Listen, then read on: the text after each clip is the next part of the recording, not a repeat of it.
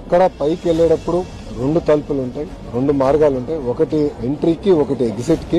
గుడి అనేది పొద్దున 6 నుంచి మధ్యాహ్నం 12 వరకు దర్శనం ఏర్పాటు చేస్తారు. దాని తర్వాత 3-4 గంటల విరామం తర్వాత మళ్ళీ సాయంత్రం పూట దర్శనాలు ఏర్పాటు చేస్తారు. పొద్దున వెళ్లాల్సిన భక్తులందరూ ఎంట్రీ మార్గం నుంచి వెళ్లారు. సుమారుగా 11:30 ఎందుకంటే 12కి గుడి ఉయ్యాలి గనక ఎంట్రీ మార్గం అనేది మూసేస్తాం జరిగింది. ఒకే మార్గం ఉండగల అక్కడ తోపులాట జరిగింది. దాంట్లో ముందల పైన ఉన్నవారు, పై మెట్లో ఉన్నవారు ఒక్కొక్కరు పడతా వచ్చి కింద వరకు అందరు పడ్డారు.